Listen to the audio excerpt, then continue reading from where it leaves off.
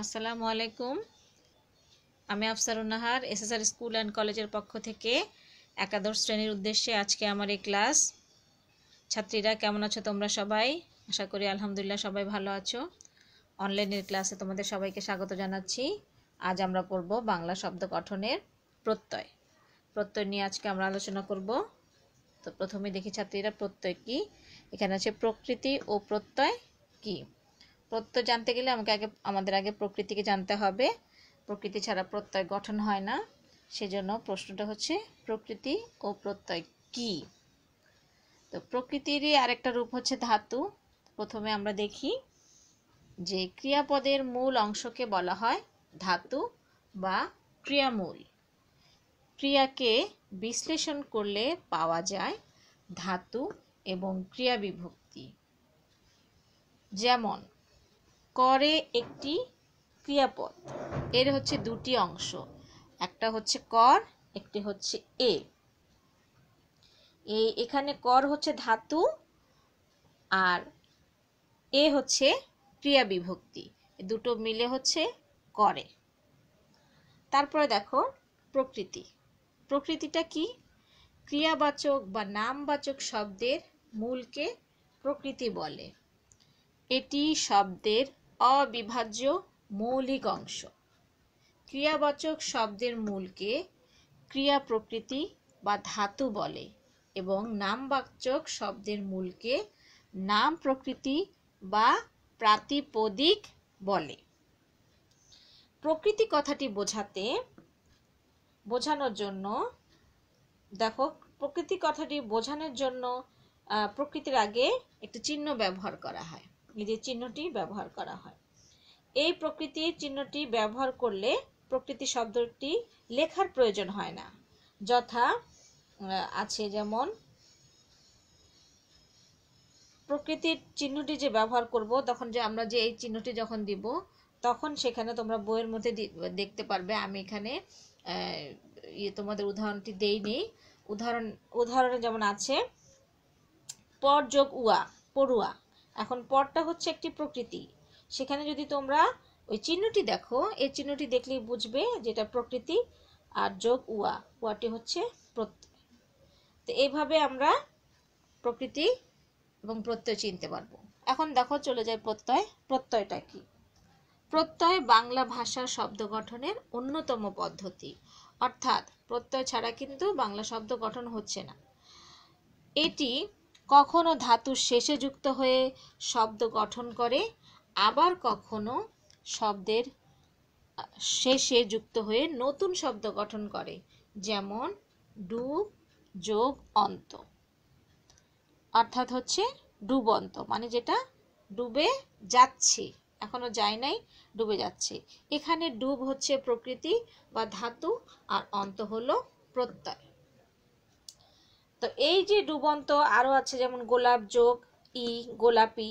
এখানে ডুব ধাতুর সাথে অন্ত ধাতুর যে প্রত্যয় যুক্ত হয়ে ডুবন্ত হয়েছে, এবং গোলাপ শব্দের সাথে প্রত্যয় যুক্ত হয়ে যে গোলাপি শব্দ গঠিত হয়েছে। ধাতু স্বরূপে ব্যবহৃত হতে পারে না। এর সাথে প্রত্যয় যুক্ত হয়, যখন নতুন শব্দ গঠিত হয় তখন তা কথাবার্তায় প্রয়োগ হয়ে থাকে।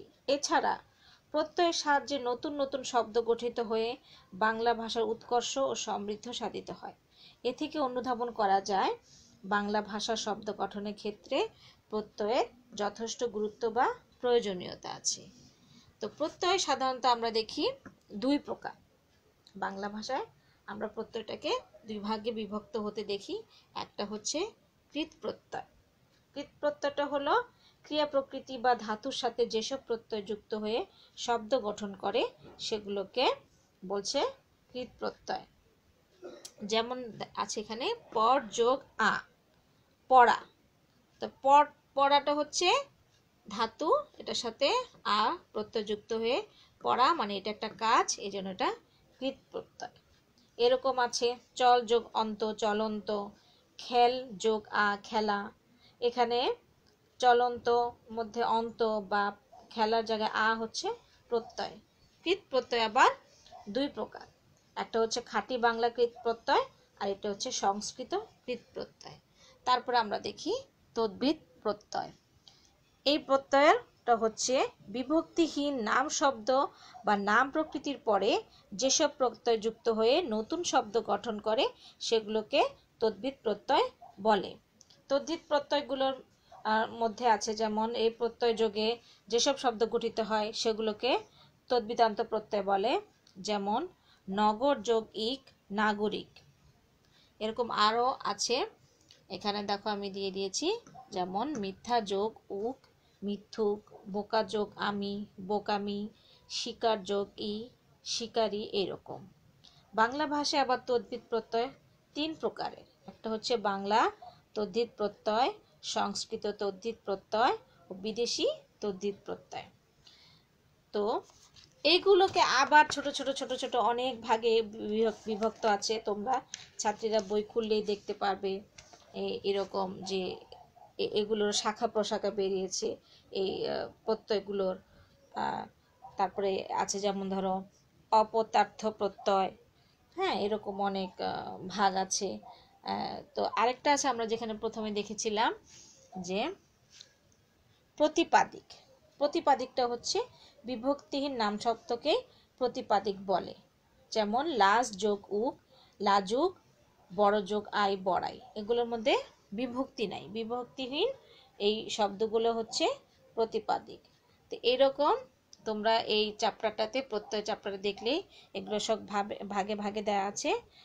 অ দিয়ে আ দিয়ে ই দিয়ে রস্বউ দিয়ে দীর্ঘ দিয়ে এরকম ভাগে ভাগে অনেক প্রত্যয় আছে। এগুলো তোমাদেরকে বেছে বেছে ইম্পর্টেন্টগুলো ভালো করে বই দেখে দেখে পড়তে হবে। তো ছাত্রীরা এই হচ্ছে প্রত্যয়। আমরা জানি যে বাংলা শব্দ গঠনের যে 5টি উপাদান আছে এর মধ্যে প্রত্যয় হচ্ছে একটি। এই প্রত্যয় ঠিকমতো গঠিত না হলে একটা সঠিক শব্দ গঠন হবে না। এই জন্য প্রত্যয়টা বাংলা ভাষায় বা বাংলা ব্যাকরণে প্রত্যয়টা অবশ্যম্ভাবী জরুরি একটি অধ্যায়। তো ছাত্রীরা তোমরা এই প্রত্যয়টা ভালো করে পড়বে এবং এর উদাহরণগুলো ভালো করে পড়বে। না পড়লে বুঝতে পারবে না কোনটা কৃত প্রত্যয় কোনটা তদ্ধিত প্রত্যয়।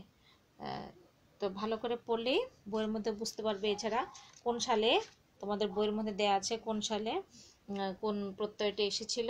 তো ওই সালের প্রশ্নগুলো ভালো করে দেখবে, তাহলে ছাত্রীরা তোমরা ইম্পর্টেন্টগুলো খুঁজে পাবে। আর বইয়ের পড়াগুলো ভালো করে দেখতে হবে। এছাড়া যদি কোনো সমস্যা হয় তাহলে অবশ্যই আমার সাথে শেয়ার করবে। আমি তোমাদের সাথে আরও ডিটেল আলোচনা করে তোমাদেরকে বুঝিয়ে দিব। তো ছাত্রীরা ঠিক আছে, আজকে এই পর্যন্তই। ভালো থাকো তোমরা সবাই। আগামী ক্লাসে আবার একটি ব্যাকরণের নতুন চ্যাপ্টার নিয়ে আমরা হাজির হব। সে পর্যন্ত তোমরা সবাই ভালো থাকো। আল্লাহ হাফেজ।